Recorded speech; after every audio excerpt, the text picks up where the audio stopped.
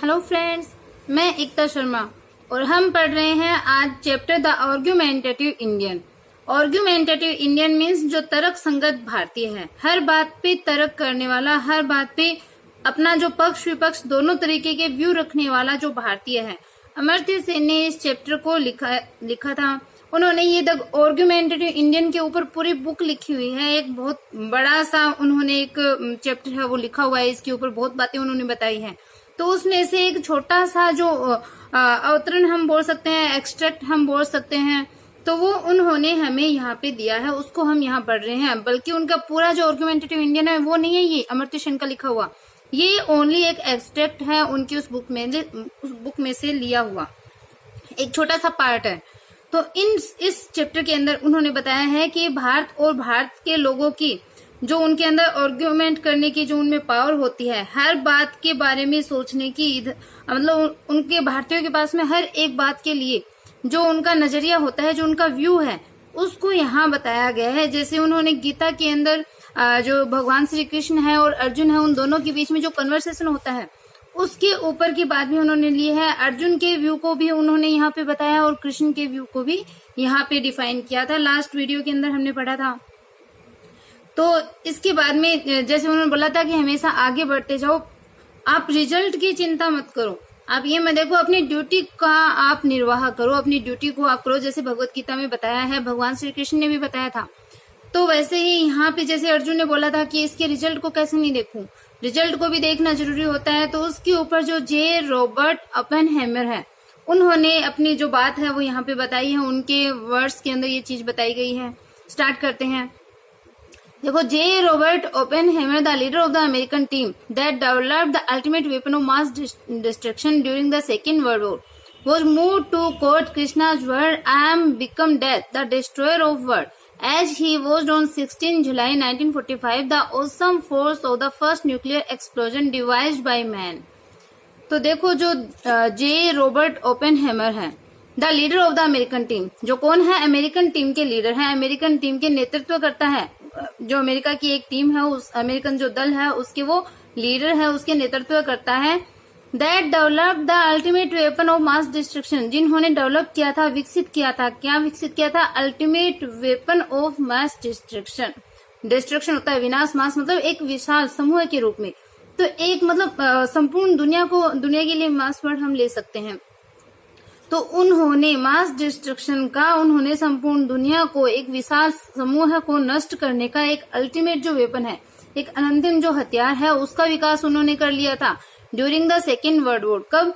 जो second World war हुआ था, द्वितीय विश्व युद्ध हुआ था, उसके दौरान was move to quote Krishna's word, जो कि कृष्णा के शब्दों का जो कोट था, कृष्ण भगवान के शब्दों का जो उद्धरण था, उसकी तरफ वो मूव हो गए थे, उनकी तरफ उन्होंने अपने आप का, अपना जो विचार है उन्होंने मूव कर लिया था। उन्होंने क्या बोला था, आई एम बिकम डेथ, कि मैं मृत्यु बनना चाहता हूँ। बिकम यानी बनना, आई एम बिकम डेथ, मैं मृत्यु बनना चाहता हूँ। द डिस्ट्रॉयर ऑफ वर्ल्ड्स, इस संसार को नष्ट करने वाला। एज ही वॉज ऑन 16 जुलाई 1945, जब उन्होंने वॉच मतलब देखा, कब, 16 जुलाई 1945 को, जैसा उन्होंने देखा था। The awesome force of the first, क्या देखा था उन्होंने 1945 के अंदर, न्यूक्लियर जो एक्सप्लोजन हुआ था जापान के अंदर, तो उसकी बात कर रहे हैं। एज ही वॉज ऑन 16 जुलाई 1945, जैसा कि उन्होंने 16 जुलाई 1945 को उन्होंने देखा था। The awesome force of the first nuclear explosion devised by man, कि एक मैन के द्वारा, मतलब आदमी के द्वारा जो पहला जो न्यूक्लियर एक्सप्लोजन किया गया था, जो परमाणु विखंडन किया गया था, डिवाइस मतलब निर्मित, तो मानव के द्वारा निर्मित पहले परमाणु विखंडन की ओसम फोर्स को, भयंकर शक्ति को उन्होंने देखा था कि किस प्रकार से पूरे की पूरा, मतलब वहां का जो एरिया था वो पूरा डिस्ट्रक्शन में आ गया था। तो उसलिए उन्होंने एक वेपन, जो मास डिस्ट्रक्शन का जो वेपन है उसका निर्माण किया था। उन्होंने बोला कि मैं मृत्यु बनना चाहता हूँ, डिस्ट्रॉयर ऑफ द वर्ल्ड, इस वर्ल्ड को, संसार को नष्ट करने वाला। Like the advice that Arjun had received about his duty as a warrior fighting for a just cause, Oppenheimer, the physicist, could well find justification in his technical commitment to develop a bomb for what was clearly the right side. कि like the advice that Arjun had received about his duty, कि अपनी duty के बारे में, अपने कर्तव्य के बारे में जैसे अर्जुन ने एडवाइस प्राप्त करी थी, अर्जुन ने जो सलाह प्राप्त करी थी कि एज ए वॉरियर, एक वॉरियर के रूप में, एक योद्धा के रूप में फाइटिंग मतलब युद्ध करे, फॉर ए जस्ट कोज, एक जस्ट कोज मतलब एकदम सच्चे कारण के लिए वो फाइट करे एक योद्धा के रूप में, कि एक अपने कर्तव्य का अपने ड्यूटी के बारे में, जैसे अर्जुन ने सलाह प्राप्त करी थी कि एक योद्धा के रूप में एक सच्चे कारण के लिए, एक जस्ट कोज के लिए वो फाइटिंग करे, युद्ध करे। ओपेनहेमर, जो ओपेनहेमर है जो कि एक फिजिसिस्ट भी है, भौतिक विज्ञानी भी था, could well find justification in his technical commitment to develop a bomb. तो उन्होंने एक बम को डेवलप करने का, अपना जो वो बम बना रहे थे तो उस बम को डेवलप करने का, उसको विकसित करने के लिए जो अपनी जो टेक्निकल कमिटमेंट थी, टेक्निकल कमिटमेंट मतलब अपनी जो तकनीकी जो सौदा था, कमिटमेंट होता है सौदा करना, किसी चीज पे अपना जो मतलब अपनी जो मुख्य राय है वो वहां पे एकदम से मतलब पक्की, कोई बात पक्की हो जाना, उसको बोलते हैं कमिटमेंट। तो यहाँ पे सौदेबाजी के लिए आया है कि द फिजिसिस्ट, जो कि एक फिजिसिस्ट थे, एक भौतिक विज्ञानी भी थे, could well find justification in his technical commitment to develop a bomb for what was clearly the right side, जो मतलब एकदम स्पष्ट रूप से जो राइट साइड में था, एकदम जो सही पक्ष में था, तो उसके ऊपर एक बम बनाने का, डेवलप ए बम मतलब अपने बम को विकसित करने का एक तकनीकी सौदे के अंदर, अपने तकनीकी सौदे के अंदर बम का विकास करने का उन्होंने एक सही जो वेल फाइंड जस्टिफिकेशन मतलब उन्होंने एक सही कारण है वो प्रस्तुत किया, एक सही कारण उन्होंने बताया। जस्टिफिकेशन होता है एक कारण बताना किसी चीज का। तो उन्होंने जो बम बनाने का था, बम बनाने का उन्होंने एक सही कारण अपने बता दिया था, किसके अंदर, इन हिज टेक्निकल कमिटमेंट, अपने टेक्निकल कमिटमेंट के अंदर, अपने सौदे के अंदर, तकनीकी सौदे को बनाने के लिए जो उन्होंने कारण जो दिया था, जो बम बनाने का कारण दिया था, वो उन्होंने एकदम सही से उन्होंने जस्टिफाई कर दिया था। What was clearly the right side मतलब उसके राइट साइड को जो एकदम सही पक्ष में थी। Scrutinising indeed criticising his own action, Oppenheimer said later on. तो देखो, स्क्रूटिनाइजिंग इंडीड क्रिटिसाइजिंग, कि जो स्क्रूटिनाइजिंग होता है जांच करना, इंडीड वास्तव में, क्रिटिसाइजिंग यानी आलोचना, हिज ऑन एक्शन के उसके जो खुद के एक्शन थे, उसके जो खुद के कार्य थे, उन कार्यों की जांच करता जो थे, जो जिनके द्वारा जांच की गई थी, उन्होंने वास्तव में क्रिटिसाइज किया, उसकी आलोचना करी। मतलब उनके जो जांच समिति थी उन्होंने उसके कार्य की आलोचना करी थी, क्योंकि उन्होंने वो बम बनाने के फेवर में थे। ओपेनहेमर सेड लेटर ऑन, उसके बाद में जो ओपेनहेमर थे उन्होंने कहा, उन्होंने क्या कहा, when you see something that is technically sweet you go ahead and do it and you argue about what to do about it only after you have had your technical success. तो उन्होंने बाद में कहा था कि when you see something that is technically sweet, कि when you see something, जब आप किसी चीज को देखते हो, दैट इज टेक्निकली स्वीट, जो कि टेक्निकली स्वीट होती है, जो कि तकनीकी रूप से अच्छी होती है, अच्छे परिणाम देती है, किसी ऐसी चीज को आप देखते हो तो यू गो अहेड, आप आगे बढ़ते हो, मतलब कोई चीज हमें अच्छे परिणाम दे तो हम आगे बढ़ते हैं, वो ज्यादा करते हैं। एंड डू इट, और इसको करते हैं। एंड यू आर्ग्यू, और फिर तुम आर्ग्यू करते हो about what to do about it, कि इसके बारे में क्या किया जाए, फिर आप इसके बारे में तर्क करते हो कि क्या करें, मतलब पहले तो उस काम को करेंगे, फिर उस पर तर्क देते हैं कि अब इसके बारे में क्या किया जाए।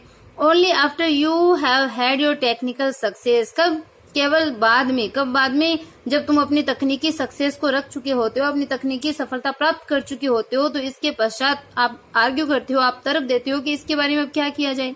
जैसे उस टाइम बहुत से बम ऐसे बन रहे थे, तो बहुत सी महाशक्तियों ने बम बना लिए थे, लेकिन बाद में अब होने लग गया कि अब ये जो बम बना रहे हैं, इस प्रकार के जो वेपन बन रहे हैं, उनको बंद किया जाए, उनके ऊपर क्या किया जाए, इस पे बातें शुरू हो गई। तो पहले तो वो बनने शुरू हो गए, क्योंकि तकनीकी रूप से वो रिजल्ट देने लग गए थे, मतलब कंट्री अब उनका लोहा मानने लग गई थी, झुकने लग गई थी। तो फिर आगे बढ़ते रहो, फिर वैसा कार्य करो, और फिर उसके बारे में तर्क करो, जब आप तकनीकी रूप से उसमें सफलता प्राप्त कर लेते हो। Despite that compulsion to fare forward, there was reason also for reflecting on Arjun concern, कि despite that compulsion to fare forward मतलब हमेशा आगे बढ़ते रहने का जो कंपल्सन यानी जो अनिवार्य थी, उसके बावजूद, कि आगे बढ़ते रहने की अनिवार्यता के बावजूद भी, there was reason also for reflecting on Arjun concern, कि अर्जुन की जो कंसर्न थी, अर्जुन की जो चिंता थी, उसके रिफ्लेक्ट होने का भी कारण वहां पे था। मतलब अर्जुन की जो जानकारी थी उसके पीछे भी एक कारण था, क्योंकि उन्होंने सही बोला था। तो आगे बढ़ते रहने की जो अनिवार्यता जो थी, कंपल्सन जो था, उसके बावजूद भी अर्जुन के कंसर्न का जो, अर्जुन की चिंता का जो रिफ्लेक्शन था, जो वहां पे झलक मिलती थी, उसका भी एक कारण था, उसके पीछे भी एक कारण रहा था। और क्या कहा था अर्जुन ने कि how can good come from killing so many people, कि इतने सारे लोगों की किलिंग करने से कैसे अच्छाई आ सकती है, मतलब ज्यादा लोगों को मारने से अच्छाई कैसे आ सकती है किसी को मारने से। तो हाउ कैन गुड कम, की अच्छाई कैसे आ सकती है फ्रॉम किलिंग मारने से, सो मेनी पीपल इतने सारे लोगों को मारे जाने से अच्छाई कैसे आ सकती है। And why should I seek victory kingdom और happiness for my own side, and why should I seek, और मैं क्यों सीख मतलब खोजूं, मैं क्यों ढूंढूं, क्या जो विक्ट्री है विजय, मतलब मुझे मैं विजय को जीत को क्यों ढूंढूं, किंगडम को साम्राज्य को क्यों ढूंढूं, एंड हैप्पीनेस और जो खुशियां हैं फॉर माई ऑन साइड की सिर्फ मैं अपनी ही साइड की और अपनी ही तरफ, जो हैप्पीनेस है किंगडम है जो विक्ट्री है उनको मैं क्यों ढूंढूं, सिर्फ मतलब अपनी ही साइड के अंदर दूसरों लोगों को मारने के द्वारा, तो इसमें क्या अच्छाई है वो आ सकती है, ऐसा अर्जुन ने बोला था। These arguments remain thoroughly relevant in the contemporary world, कि दीज आर्ग्यूमेंट ये जो आर्ग्यूमेंट थे ये जो तर्क थे, रिमेन थोरली रिलेवेंट मतलब ये पूर्ण रूप से रिलेवेंट रहे मतलब जुड़े हुए रहे, इन द कंटेम्प्रेरी वर्ल्ड मतलब जो कंटेम्प्रेरी वर्ल्ड था समकालीन जो संसार था उस टाइम का, तो ये जो तर्क थे ये जो तर्क है वो समकालीन संसार के अंदर पूर्ण रूप से रिलेवेंट रहे थे, एक दूसरे से जुड़े हुए रहे हैं, मतलब हमेशा एक दूसरे से जुड़े हुए रहे थे ये जो आर्गुमेंट किए गए थे। The case for doing what one sees as one's duty must be strong, but how can we be indifferent to the consequences that may follow from our doing what we take to be our just duty. तो ये जो सारे जो argument थे वो एक दूसरे से जुड़े हुए हैं। द केस फॉर डूइंग, कि ये जो केस फॉर डूइंग मतलब कार्य करने का, डूइंग मतलब कार्य करने का जो केस है जो मामला है, तो मामला यह है कि one sees what one sees as one's duty, के एक व्यक्ति जो अपनी ड्यूटी को देखता है, एक व्यक्ति जो अपने कर्तव्य को करता है, मस्ट बी स्ट्रांग, उसको स्ट्रांग होना चाहिए, मतलब एक व्यक्ति जो अपना कार्य करता है उसे अपने कार्य के प्रति स्ट्रांग होना चाहिए, मजबूत रहना चाहिए, अपने उस कार्य से उसको जुड़े हुए रहना चाहिए मजबूती के साथ में। तो कार्य करने का मामला ये है। But how can we be indifferent to the consequence, लेकिन जो कंसिक्वेंस होंगे, जो रिजल्ट होंगे, जो इसके परिणाम होंगे, उनसे हम इनडिफरेंट कैसे हो सकते हैं, उनसे हम अलग कैसे हो सकते हैं। मतलब ये तो सही है कि हम अगर अपने कोई काम करते हैं तो उस काम से हमें जुड़े हुए रहना चाहिए, उस काम के प्रति हमें स्ट्रांग रहना चाहिए, बट इसके जो कंसिक्वेंस होंगे, जो इसके रिजल्ट होंगे, उनसे हम इनडिफरेंट कैसे रह सकते हैं।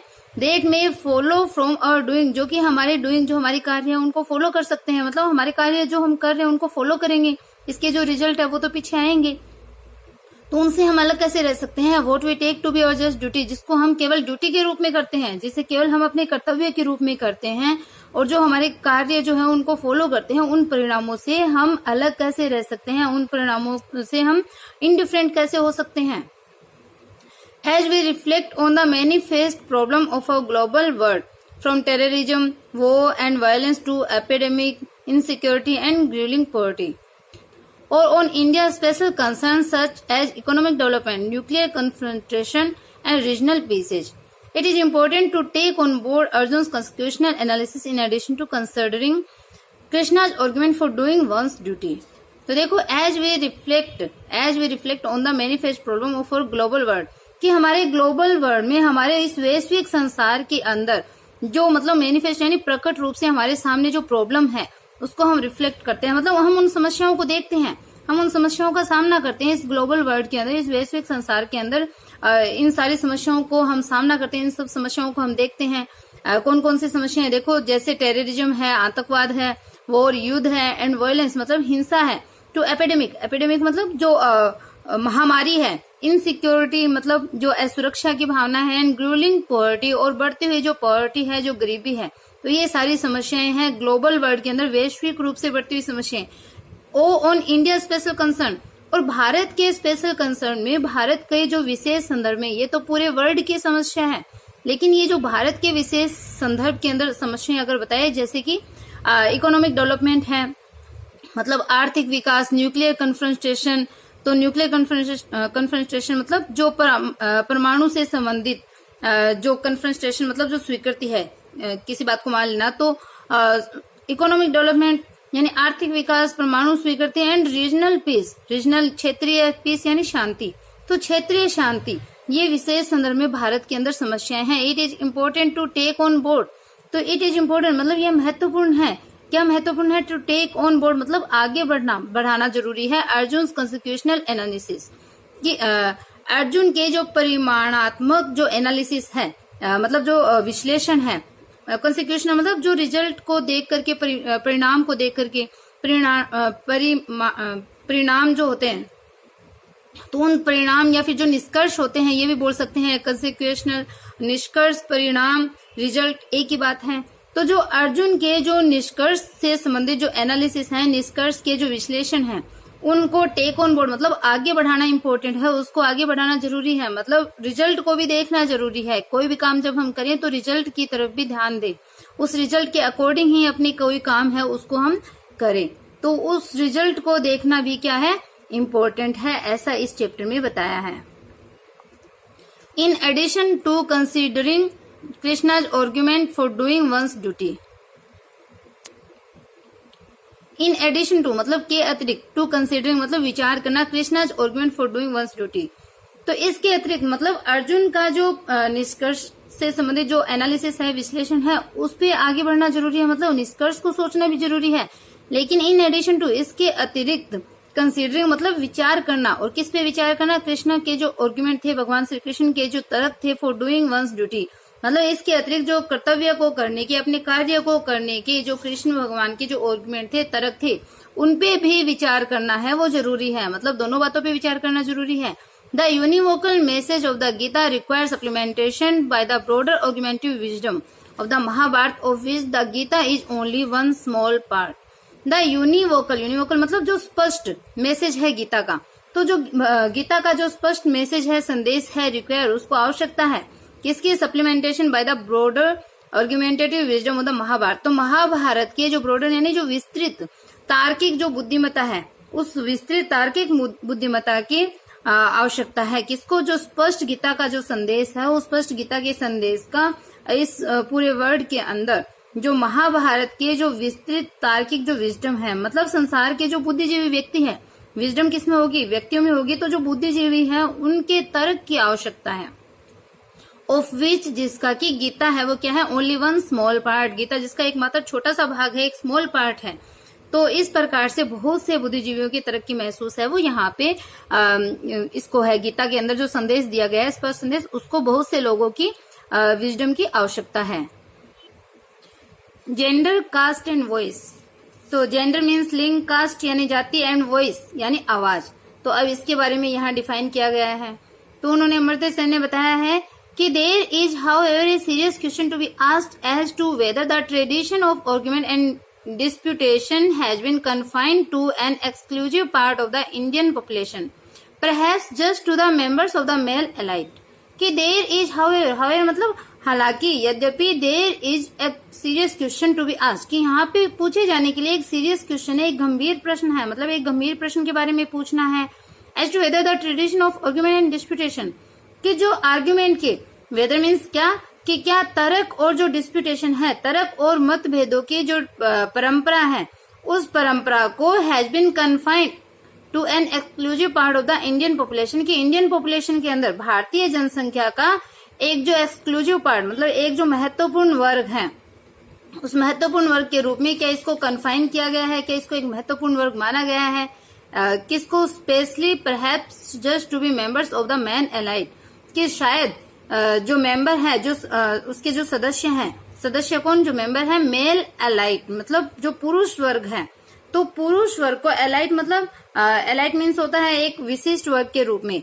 तो एक पुरुष वर्ग को विशिष्ट वर्ग के रूप में क्या इसको महत्वपूर्ण माना गया है? देखो साथ में देखते हैं इसको कि एक पूछे जाने के लिए एक महत्वपूर्ण क्वेश्चन है, ये एक गंभीर क्वेश्चन जो सीरियस क्वेश्चन है वो पूछना है कि क्या तर्क और जो मतभेदों की परंपरा को, आर्ग्यूमेंट एंड डिस्प्यूटेशन की ट्रेडिशन, तो तर्क और जो मतभेद है उन मतभेदों की परंपरा को भारतीय जनसंख्या के अंदर, इंडियन जो पॉपुलेशन है यानी भारतीय जनसंख्या के अंदर एक एक्सक्लूसिव पार्ट के रूप में, एक विशिष्ट पार्ट के रूप में, महत्वपूर्ण वर्ग के रूप में इसको क्या कन्फाइन किया गया है? क्या इसको महत्वपूर्ण माना गया है? Perhaps just to the member of the male elite की संभवतया शायद पुरुष वर्ग को, जो पुरुष है, मेल जो है, उनको ही शायद एलाइट मतलब विशिष्ट वर्ग के रूप में माना गया है। मतलब क्या इनको माना गया है? या फिर यहाँ पे देखो बता भी दिया कि शायद जो पुरुष वर्ग है उनको महत्वपूर्ण माना गया है।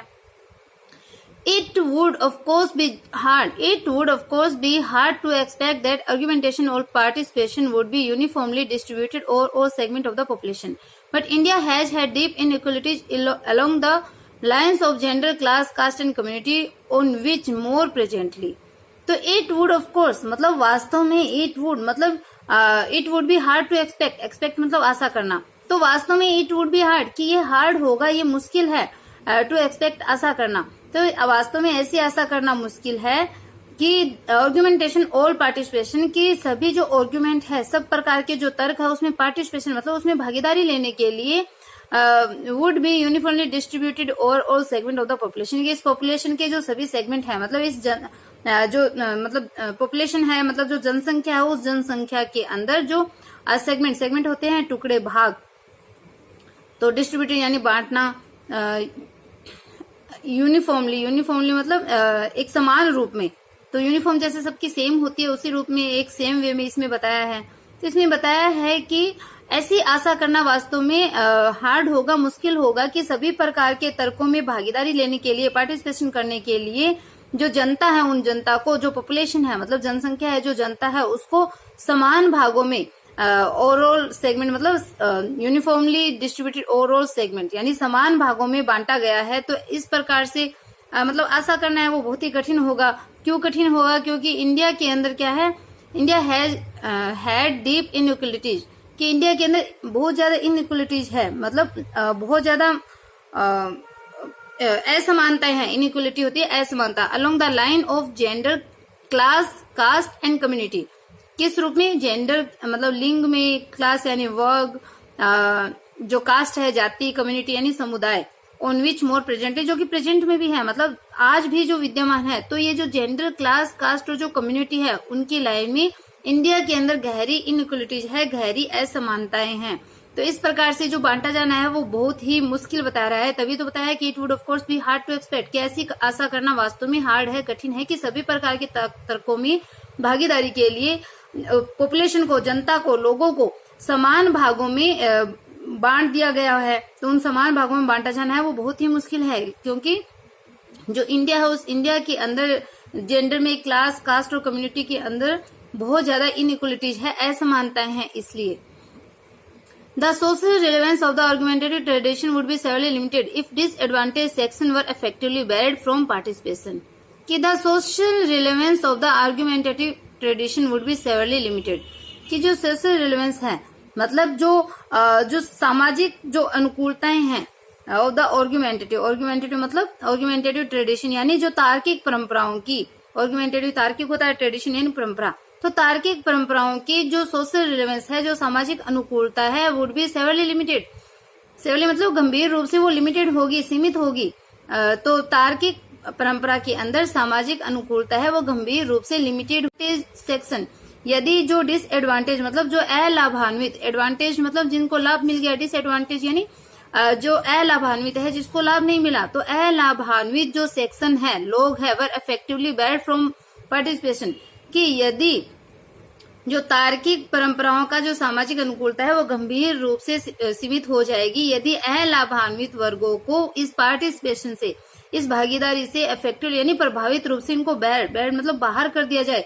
कि यदि इन अलाभान्वित लोगों को प्रभावित रूप से, प्रभावशाली तरीके से इस पार्टिसिपेशन से, इस भागीदारी से अगर बाहर कर दिया जाए तो गंभीर रूप से ये जो सोशल रिलेवेंस है वो लिमिटेड हो जाएगी. The story here is however मतलब हालांकि, यद्यपि, द स्टोरी हेयर इज की कहानी यहाँ पे यह है मच मोर कॉम्प्लेक्स, कि ये बहुत ज्यादा जटिल है, then a simple generalisation can capture, कि एक सामान्य सी, साधारण सी जो जनरलाइजेशन है, जो साधारण जो वर्ग है, सामान्य जो साधारण जो वर्ग है, जनरलाइजेशन है, उसको कैप्चर करना, उसको एक करना वो अधिक कठिन है. तो ये एकदम जटिल चीज है कि इनको एक कर दिया जाए. आई बिगन विद जेंडर, कि मैं जेंडर से बिगन मतलब शुरू करता हूँ. तो ये जो अमृता सेन है वो बोलता है आई बिगन विद जेंडर, कि मैं लिंग से शुरू करता हूँ, जेंडर से शुरू करता हूँ. There can be little doubt that men have tended by and large to rule the roost in argumentative moves in India. कि there can be little doubt, कि इसमें थोड़ा सा संदेह हो सकता है, थोड़ा डाउट हो सकता है कि मैन है टेंडेड जो मनुष्य है, आदमी, मैन मतलब जो आदमी है, प्लूरल वर्ग आया है इसमें, तो जो आदमी है टेंडर, जो कि टेंड मतलब बस चुके हैं, मतलब बसेरा कर चुके हैं। By and large to rule the roost, मतलब यहाँ वहां लंबे समय से दूर तक, एकदम दूर तक इन आर्गुमेंटेटिव मूव्स इन इंडिया, की भारत में जो आर्गुमेंटेटिव मूव्स है, मतलब जो तार्किक क्षेत्र है।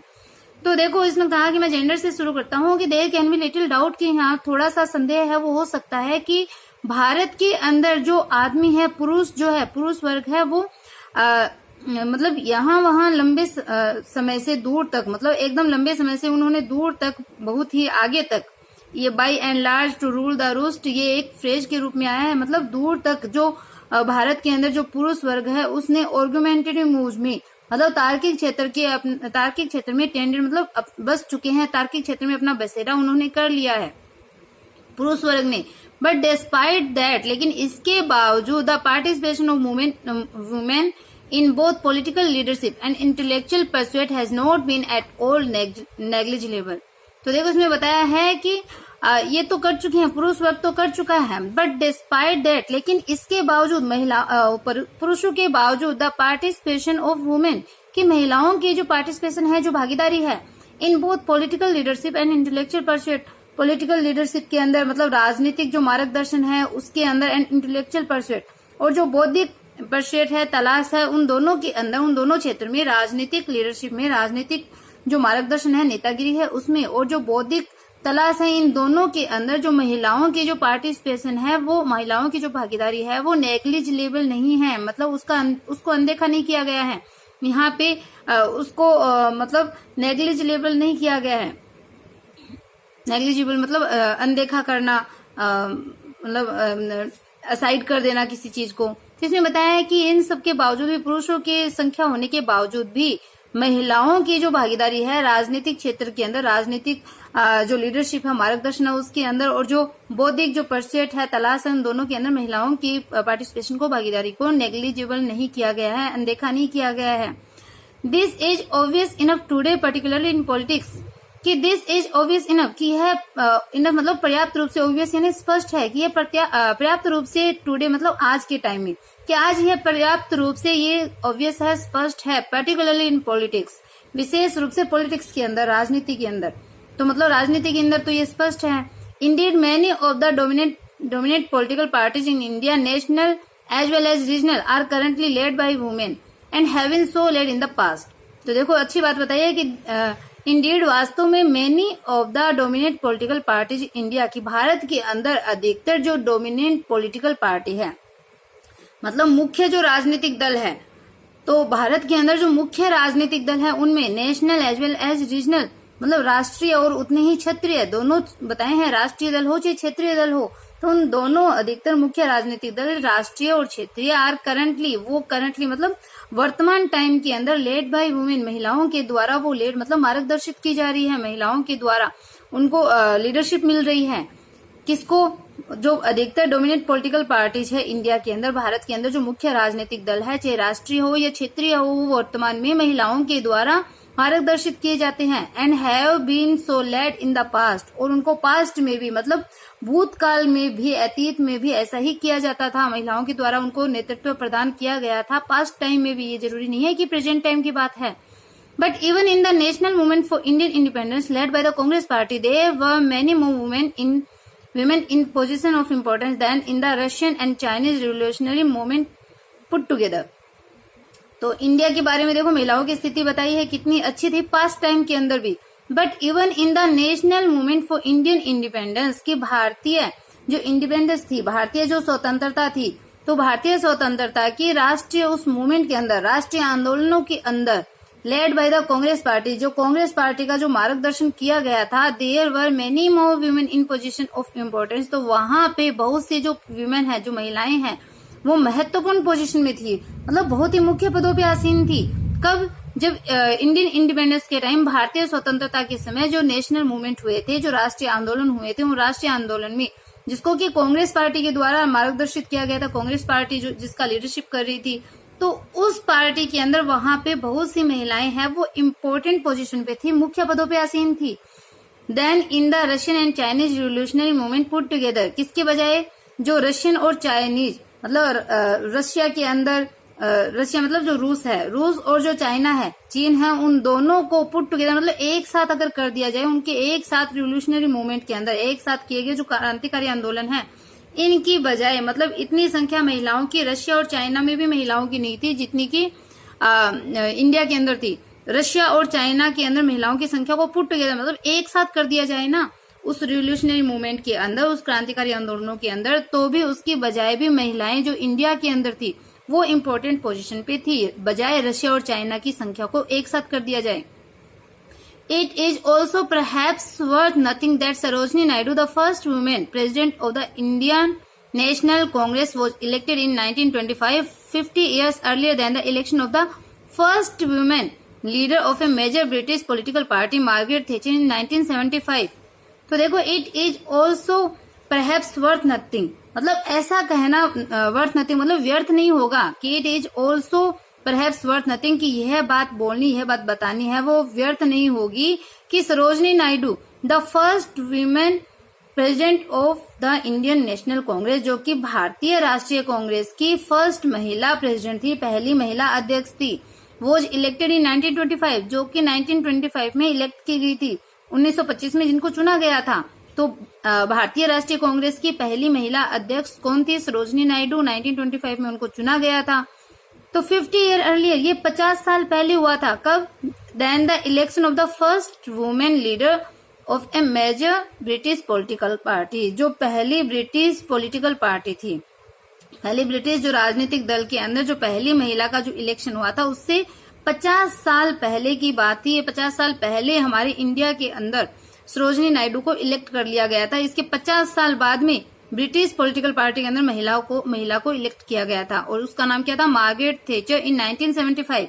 मार्गरेट थैचर थी जो ब्रिटिश पॉलिटिकल पार्टी की अध्यक्ष बनी थी। कब? 1975 में। लेकिन 1925 में 50 साल पहले हमारी इंडिया में इंडियन नेशनल कांग्रेस की पहली अध्यक्ष सरोजनी नायडू है, वो बन चुकी थी।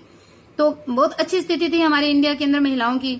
The second women head of the Indian National Congress, Nell Sengupta, was elected in 1933। देखो, सेकेंड वुमेन भी अपनी आ गई है। तो the second women head of the Indian National Congress, तो भारतीय राष्ट्रीय कांग्रेस की जो दूसरी महिला जो हेड थी, अध्यक्ष थी, वो कौन थी?